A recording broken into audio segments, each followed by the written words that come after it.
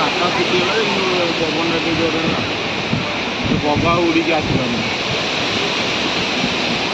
ବାତ୍ୟା ହବ ହେଲା ଭଳିଆ ପୁରା ବଗକୁ ଉଡ଼େଇ ନେଇଗଲା।